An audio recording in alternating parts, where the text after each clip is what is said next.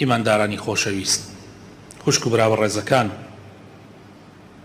بەردەوامی لەسەر ژیاننامەی پێغەمبەری خوا صلی الله عليه وسلم هەڵبژاردننی چەند چەمکێک لە ژیاننامەی ئەو پێغەمبەرە مەزنە و سوود وەرگرتن لێی بۆ ژیانی ڕۆژانەمان. ئێمە باسی ئەومان کرد کە پێغەمبەری خوا صلی الله عليه وسلم هاتە مەدینە و چەند کارێکی مەزنی ئەنجامدا. دڵنیابن کە هەرگیز لە هیچ سەردەمێکا و لە هیچ کاتێکا دوژمنان نەخەوتون و واز لە مسلمانان ناهێنن بەویستی خۆیان بەرنامەی ژیانی خۆیان داڕێژن. ئەو مستەحیلە، بە تایبەت لەو کاتە کە پێغەمبەری خوا صلی الله عليه وسلم ڕۆژ بە ڕۆژ خەریکی دروستکردنی دەوڵەتە لە مەدینە، ئەساسیاتی دەوڵەت دروستەکا پێغەمبەری خوا صلی الله عليه وسلم. بۆیە دوژمنان زۆر غەمبارن، زۆر خەفەتبارن و هەوڵ ئەدەن ریزی ناوخۆی مسلمانان تێکدەن، چونکە لە ناوخۆوە ئەگەر ریزیان تێک بچێ هەموو ئیشەکەیان فەشەل هێنێ. هەر دەوڵەتێک ئەگەر لە ناوخۆ ریزەکانی یەک نەبن دەوڵەتێکی فاشیلە. جوولەکە بە تایبەتی دوژمنی ناوخۆ بوو لە مەدینە و هەوڵێدا زۆر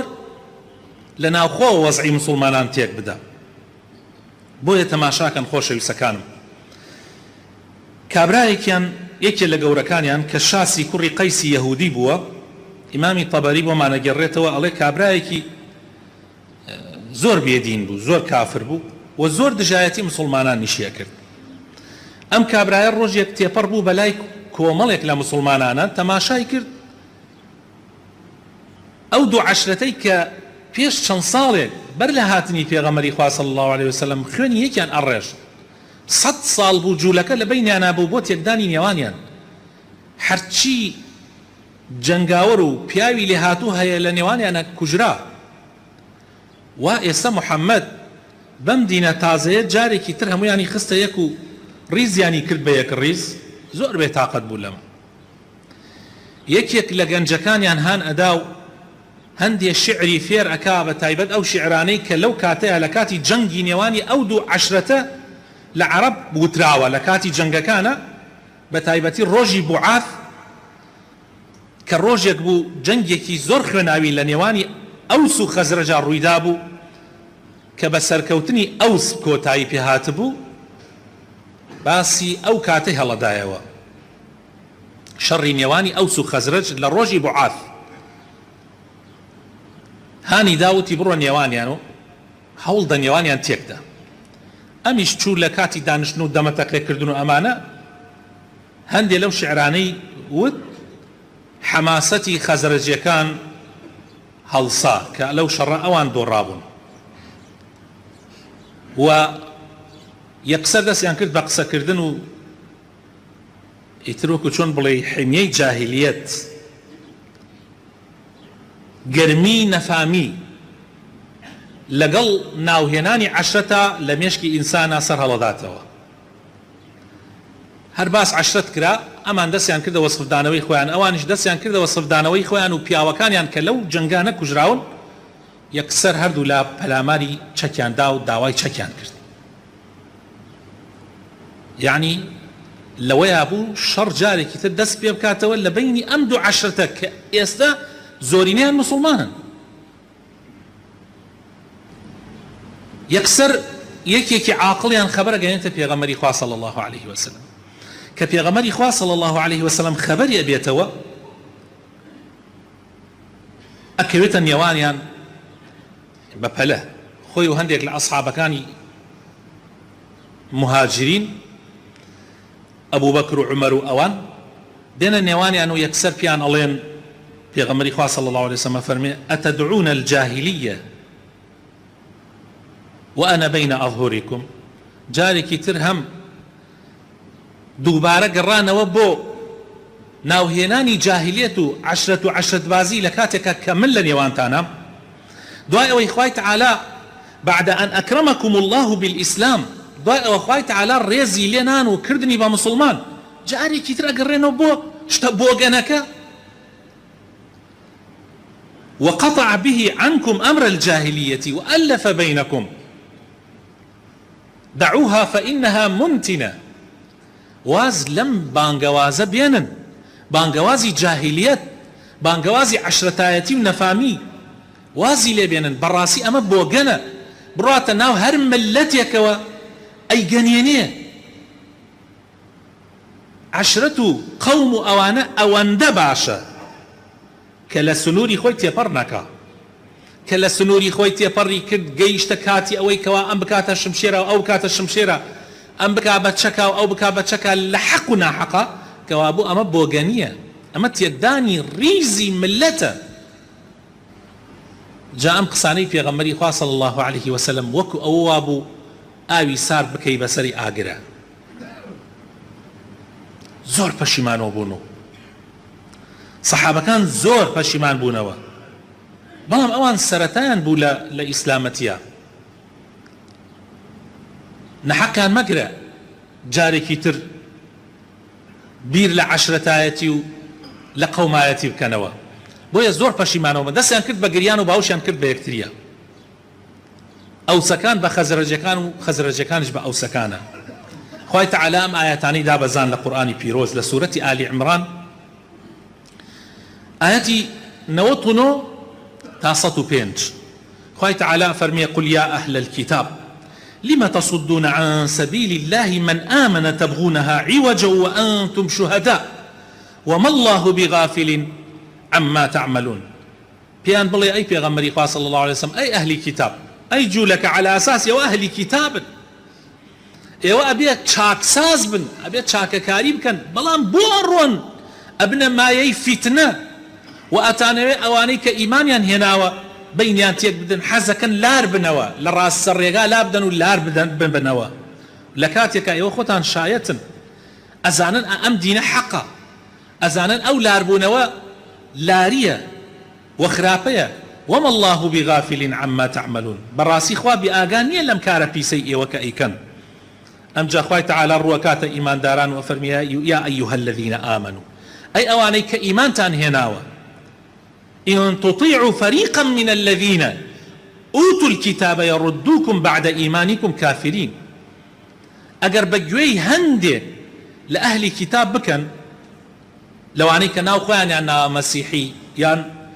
لجولك كان أجر بجوي هن بكن براسي هلطان أجرين وجالي كتر بوسر يبازي كفر بيديني حتى إيسيش أرواعي خوش يسكن والله هتا إيسيش أجر إيما بقسيان بكين هل ما نقرين نوا وكيف تكفرون وأنتم تتلى عليكم آيات الله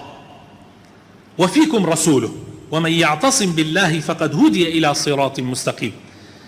إيوه شون جاري كتر أقرين وبوسر كفروا بباوري يعني أو تفريقيا خوش يسكانم أو دوبركيا كبهوي عشرة ولو كانت دروز بوا إيسيش بهوي حزبو بهوي قومية ودروس أبي براسي وكفرة أو كفر بيدينية خوش يسكانم إيوه شون جاري كتر أقرينوا بوسر كفر بيديني لكاتك كخواي تعالى آياتكاني قرآني ودابزان قرآن تان لنيوانا أخوين ريتوا آخر حيفنية أمتي إسلام تازة بلي والله أما عشرة فلانة وأما عشرة فلانة وأم وصفي خوي باتو أو وصفي خويان أما حزبي فلانة أو حزبي فلانة لكاتك كخواي تعالى قرآني شي لنيوانا دابزاندنو بسري أنا أخوين ريتوا وبيغمرك هالا نيواني أنا جا بيغمري خواص الله سم أقل إسلا نيوانيش معنا نبي وك لعش وك جستا بلام سنة كاني بيغمري خواص الله سلم زندو لنا ومانا هر کسی دست بدینی خواه بگری براسي رێگا ڕاستەکەی کردووە بەڵام هەر کەسێ دەست بەو حزبانەوە بگرێ هەر کەسێ دەست بەو عەشرەتانەوە بگرێ و بیکا بە عەشرەتایەتی و بیکا بە حزبایەتی وەڵڵاهی لە ڕێگا ڕاستەکە لای داوە ئیتر با بێتە خۆیە با محاسبەی خۆی بکە يا أيها الذين آمنوا أي أو كساني كوا إيمان دارا اتقوا الله حق تقاته لخوا بترسن خوتان بپارێزن لە نافەرمانەکانی خوا بە شێوەیە کە شایستەی خوای پەروەردگارە ولا تموتن إلا وأنتم مسلمون ممر إلا بدينداريتي نبي نكبة 10 آياتي وحزبايتي حيفا إيوا صحابي بيغمرن حيفا إيوا أمتي إسلاما تازة والله زور عيبة واعتصموا بحبل الله جميعا هموتان دس بقرن دينك إخوة ويك حبل هي كحبل إخوة أجر هموتان دسي بيو بقرن إتن نجاتان أبي ولا تفرقوا دوباركي بتفريقا لنيواني إخوتانا من ينوى واذكروا نعمة الله عليكم دائما نعمة كان إخوة تعالى اللياد مكان بيخنا وبيدي إخوتان إذ كنتم أعداء يوا بيشا كشتان دجمني يكتريبون هركس يبولاي خوي حول دا إذ كنتم أعداء فألف بين قلوبكم يوا دجمون بن خوي تعالى كردني بيك ودلطاني كرد بيك فأصبحتم بنعمته إخوانا أمر بنعمته إخوة قشتان بونا ببرا جاران أما يود براي دايكي وبراي باوكي إسأل براي إسلامتي براي دايكي وباوكيش أوني براي إسلامتي قايم نية جاري وهي براي كتهي براي دايكي وباوكي بلام بهيت شيء ويك لا تنغانا ولا لخوشيا نية لقلتا لخوشيا حسوديت فيها با لتنغانشا دجمن يعني دست ناقري يعني نية لقلتا بشتت ناقري بلام براي إيماني لخوشيشا دعاي خيرت بو أكا وحسوديت بينابا ولا كاتنا خوشيشا پشتگیرتو هاوکارتا اي براي ايماني باشتره تا براي دنياي براي دايكو باوكي امجا خوي تعالى افرمي وكنتم على شفا حفرة من النار يوا اگر لسر او نوع او بيروبوچني خوتان كلا جاهليتا هبو لسر او بما لسر لواري اغري جهنم بول ام تفريقيه بناوي هر ناوي كواهي هر ناوي كليبنا لسر لواري اغري جهنمي بلام خوي تعالى فانقذكم منها خوي تعالى رزقاري كردن كذلك يبين الله لكم آياته لعلكم تهتدون خوي تعالى آوا آياتكاني خويتان بسرا أخوانيتوا بوتاني رون أكاتوا تاوكو ريقاي راستقينا ريقاي هداية بقرنا بر با أمتك تنهبي اللي تكن ولتكن منكم أمة يدعون إلى الخير ويأمرون بالمعروف وينهون عن المنكر وأولئك هم المفلحون بعد دائم أمتك تنتيابي خلقانك تنتيابي خلق بان كان بولاي تشاككاري أمر بتشاكب كان نهي لخراب كان براسي أوانا سرفرازن ولا تكونوا كالذين تفرقوا واختلفوا من بعد ما جاءتهم البينات من بعد ما جاءهم البينات وأولئك لهم عذاب عظيم وكو أوانا مبن كخوا آياتكاني توراتي بودا بزاندن آياتكاني خوي بودا بزاندن بويرون كردنا بلان دواي أوش أوان ها خريكي تفريقو خريكي دوباركي بون براسي أوانا خواي تعالى سزايكي زور قورو بآزاريانا دا كوابون لم آياتانا وبمان رون بويوا كريبازي تفريقا ريبازي دوباركي ريبازي هالكي بو خوي أبيتا معي أوي كوا ملت ضعيفكا ولاد ضعيفكا قوتنا هيلي ولا تنازعوا فتفشلوا وتذهب ريحكم بربركانية مكن بهر ناويك وبي خوش يسكانم هر ناويكي تازي إيسا ناويكي كوني قديم هر ناويك بي ببيت معي بربركاني وهر كيبولاي خوي ولا تنازعوا فتفشلوا والله فشل تيرن والله بونتا ناميني قوتا ناميني دجمن بآساني ظالب بسرتانا أمان ورياي تفريق بن أمجا قريش خوش يسكانم أواني لمكة كافركاني مكة مشرككاني مكة أوانيش للاي خويانا وهوريان أدا نيلن أم دولة بيا بقات چونك أيان زاني بيغمر ومسلمانان كأوان حتى سر يسقان دجايتيان كردن ليانيان كشت بارو مالكانيان انداگير كردوا أمانا أقر بياني دسيان بروا بو أوان زررة بعقلي خويان بويا أوانيش للاي خويانا ومحاولات يعني كد بحموش يوازيك بيني مسلمانان تيقدن يعني هر لمدينة وضعي مدينتيك بچه ناميك يا النار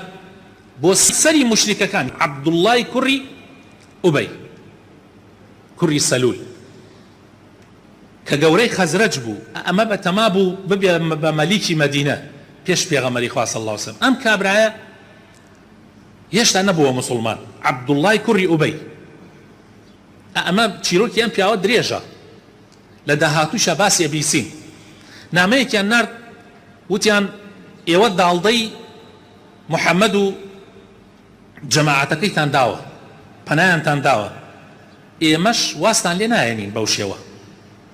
يعني إنكم آويتم صاحبنا وإنا نقسم بالله يعني سوێنیان بەخوا ئەخوارد کەوا لەگەڵ محەممەد و لەگەڵ ئەوەشا کە داڵدە و پەنایدا بجەنگن یان دەربەدەیان کەن لە وڵاتی خۆیان دەریان کەن یان بە قووەتێکی زۆرەوە دێینە سەرتان ئەمەش هەڕەشە بوو و هەڕەشەی خەڵکی مەکەش کافرەکانی مەکەش کەم نەبوو براینە قووەتێکی زۆر بەهێز بوون یەکەم قووەت بوون لە جەزیرەی عەرەب لە دوورگەی عەرەب لە نیوە دوورگەی عەرەب ئەوان هێزی یەکەم بوون بۆیە هەڕەشەکەیان احتیادی نەبوو لەبەرەوە عەبدوڵڵای کوڕی ئوبەی کە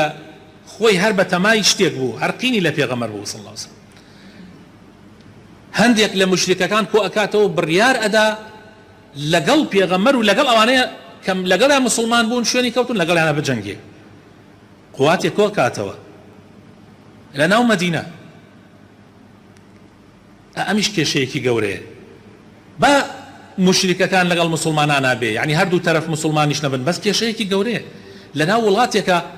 دووبەرەکی دروست ببێ زۆر خەتەرە دائما وڵات هەموو نەوعێکی تایە مسلمانان و کافر و هەموو خەڵکی هەتا جوولەکەش بەیەک و ئەژێن نابێ بێڵی تەفریقە دروست ببێ نابێ بێڵی کێشە دروست ببێ بۆیە خبر گەیشتە پێغەمبەری خوا صلی الله علیه وسلم کەوا هەم خەریکە کێشە دروستە بێ پێغەمبەری خوا صلی الله علیه وسلم گەشت پێیانە و فەرمووی لقد بلغ وعيد قريش منكم المبالغ ما كانت تكيدكم بأكثر مما تريدون أن تكيدوا به أنفسكم ئێوە ئەو هەڕەشانەی قوڕەیش کە بۆ ئێوە دێ دیارە تەئسیری کاریگەری زۆر بووە لە سەرتان وە گەیشتۆتە حەدێ خەریکە نێوانتان تێکەدا یان ئەبێتە مایەی ئەوەی کەوا کوشتارێک لە نێوانتانە دروست بێت زۆر لەوە زیاتر ئەگەر ئەوان بێنە سەرتان یعنی قوڕەیش خۆی ناتە ئێوە خەریکە یەکتری ئەکوژن ئەخر ئەمە کەی عەقڵە قوڕەیش هەڕەشەیەکی کردووە خەریکە ئەبێتە مایەی ئێوە برای یەکن کەسی یەکن خەریکە یەکتری ئەکوژن چۆن ئەبێ شتی وا جا پێغەمبەری خوا صلی الله عليه وسلم فەرمووی تريدون أن تقاتلوا أبناءكم وإخوانكم ئەتانەوێ ئەمە زیاتر ڕووی کردە کافرەکان ئەو کافرانەی کە هێشتان کافر بوون لە مەدینە مشریک بوون مابوونەوە لەسەر کوفر وەکو عەبدوڵڵای کوڕی ئوبەی و جەماعەتەکەی پێغەمبەری خوا صلی الله علیه وسلم فەرمووی ئەتانەوێ لەگەڵ برا و مناڵەکانی خۆتانە بجەنگن ئاخر شتی وا چۆن نەبێ ئەگەر ئێوە عەقڵتان هەبێ هەڕەشەی ئەوان گەرە بەهێزتان کە ئێوە بکا بە یەک نەوەک ئێوە تەفریقە بخاتە نێوانتان و یەکتری بکوژن ئەمەش بووە مای ئەوەی کەوا هەم دڵساردی ڕووبدا و لەخوا بەزیاو بێ جەنگ ڕووی نەدا لە هەموو حاڵەتێکە لەم حاڵەتانە پێغەمبەری خوا صلی الله علیه وسلم ئەگەیشتە فریای وەزعەکە و نەی ئەیڵا کوشتار ببێ و جەنگ ببێ و پیاوی عاقڵی مسلمانش ئەبێ ئاوا بێ خۆشەویستەکانم لە پێغەمبەرەکەیەوە دەرز دووەر بگرێ ئێستا ئێمە لە ناو خۆمانە تەماشاکەن خۆشەویستەکانم ئێمەی على أساس أهلي التزام أهلي نوێژ ئایا وەکو پێغەمبەری خوا صلی الله عليه وسلم تعاملەکەین و هەڵسوکەوتەکەین ئێمە کۆمەڵێکمان هەیە لە ناو خۆمانە باقی مسلمانانی ئەهلی مزگەوت کافرەکە یعنی تەسەورەکەن خەڵکانێکەیە تا التزامیان زیاتر ببێ بە دینەوە زیاتر بەرامبەر بە مسلمانانی ئەهلی مزگەوت بوغزاوی ترە ئەنواع و ئەشکاڵ و ناوی ئەگەڕێ ناو ناتۆرە بە مسلمانان ئەدۆزێتەوە مع العلم ئەبێ ئێمەی ئەهلی مزگەوت لەم وڵاتە ببینە هەوێنێک بۆ ئەوەی ئەم وڵاتە تێک نەچێت ئەبێ ئێمە هۆکارێک بین بۆ ئەوەی ملەتی کورد بە تایبەت کە ئێمە لەناو کوردستانە ئەژین من باسی کوردستانەکەم ئێستا ئەبێ ئێمە ببین بە هەوێنێک بۆ ئەوەی وەزعی خەڵک تێک نەچێت بۆ ئەوەی خەڵک بە ناو ناتۆرەی ئەملاو ئەولاوە نەبنە بای ئەوەی کەوا ئەم وەزعەمان لێ تێک بچێت هەرچی لە کوردستانە ڕوو ئەدا لە سلبیات و لە خراپە و لە گەندەڵی هۆکارەکەی تەفریقەیە والله هۆکارەکەی تەفریقەیە خۆشەویستەکان هۆکارەکەی دووبەرەکیە ئەگەر دووبەرەکی نەمێنێ ئەگەر حزبایەتی نەمێنێ ئەگەر عەشرەتایەتی بەکار نەهێنرێ بۆ لە یەکترازان و دووبەرەکی لەناو ئەم ملەتەی ئێمە يعني ئەم ملەتەی ئێمە زۆر شتی جیاواز، يعني ئێستا ئەم حیزبانە بوونەتە سەبەبەوەی ئەم داهات بەلایەکە بۆ خۆی ئەبا، ئەو داهات بۆ خۆی ئەبا، بەس بۆ جەماعەتەکەی خۆی، ئەویش بەس بۆ جەماعەتەکەی خۆی. ئەو حیزبەکانی تریش هەر یەکێک ئەگەر فرە قسە بکە شتێکی پێدەن و تۆش بڕۆ بە خۆ ماڵی خۆت دانشە، بەس ئەو خەڵکە فەقیر و هەژارە کە نەسەر بە ئەمان و نەسەر بە ئەوان و نەسەر بە خەڵکن بێک دەسڵات، ئەو خەڵکە فەقیر و هەژارە تیا چوون، هەر ئەوان خەسارەکەن. ئەمە سەبەبەکەی چیە؟ سەبەبەکەی تەفریقەیە، سەبەبەکەی دووبەرەکیە. ئەگەر دووبەرەکی نەبێ، یەک حکومەتی هەبێ هین هەمووان بێ، یەک حکومەت ئەم وڵاتە بباتە ڕێوە، هیچ سەر بە حیزبی فلان و سەر بە حیزبی فلان نەبێ، ئەم کێشانە نابێ. کەوابوو تەفریقە هەموو مەلەتێتیەکەدا، دووبەرەکی هەموو مەلەتێتیەکەدا. ئیتر لەژێر هەر ناوەکە هەیە خۆشەویستەکانم، کەوابوو من و تۆی مسلمان نابێ بێنین وەزعی وڵاتەکە شتێک بچێ، وەکو پێغەمبەری خوا صلی الله علیه وسلم نەیەڵا وەزعی بینی کافران و مسلمانان شتێک بچێ، نەوەک بێی لە ناو مزگەوتیشا تۆ تەفریقە بنیتەوە. خەڵکانێکەیە لە ناو مزگەوتە بە دوای شتی بچووکە ئەگەڕێن مەلای مزگەوتەکە، یەکەم کەس ئەدەن لە سەری مزگەوتەکە ئیمامەکە، جای خۆی ئیمام یعنی پێشەوا، ئیمام یعنی پێشەوا. تۆ داد لە پێشەواکە خەڵکەکەی تریشتیاچی،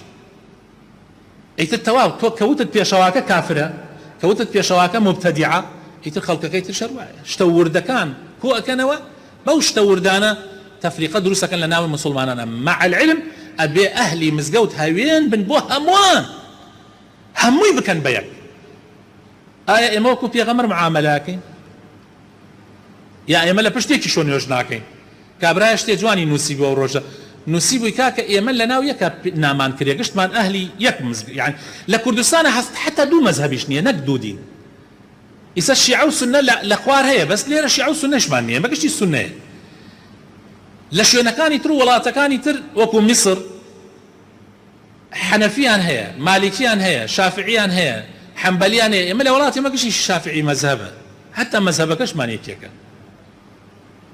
یعنی ئێمە هەموو شتەکانمان یەکە، بەڵام سبحان الله لە یەکە خوێنین. زۆر مشکلەیەکی گەورەیە خۆشەویستەکانم، ئەبێ ئاگامان لێ بێ، ئەبێ لە ژیاننامەی پێغەمبەرەوە صلی الله علیه وسلم ئێمە دەرس وەربگرین. داواکارم خوای تعالی بۆ خاتر ناوە جوانەکانی خۆی ڕەحمان پێ بکات، هیدایەتمان بدا، نوری ئیمان بخاتە دڵەکانمانەوە. یا ڕەبی دامەزراومان بکەی، یا ڕەبی خوایە ئیمانمان وا پێ بکەی کە ببینە هەوێنێک بۆ ئاشتی و بۆ هێمنی و بۆ تەبایی لە وڵاتە. یا ڕەبی خوایە بۆ خاتر ناوە جوانەکانی خۆت، بۆ خاتر ئیسمی عەظەمی خۆت، یا ڕەبی ئیسلاحی حاڵمان بکەی، شیفای نەخۆشەکانمان بدەی، ڕەحم بە مردوەکانمان بکەی. یا ڕەبی خوایە کوردستان بەرەو خێر و بەرەکەت ببەی، تەفریقە و دووبەرەکی تیان نەیەڵی. یا ڕەبی خوایە بۆ خاتر ناوە جوانەکانی خۆت، بۆ خاتر ئیسمی عەظەمی خۆت، یا ڕەب العالەمین خوایە. یا ڕەبی خوایە کاربەدەستانی ئەم وڵاتە ساڵح و دادپەروەرکەی، بەرەو چاکە بیان بیتەوە خوایە. یا ڕەبی خوایە بۆ خاتر ناوە جوانەکانی خۆت، بۆ خاتر ئیسمی عەظەمی خۆت، غەزەبی خۆتمان لەسەر هەڵبگری، گرانی و قات و قڕی لەم وڵاتە نەیەڵی، یا ڕەب العالەمین. ئامین ئامین.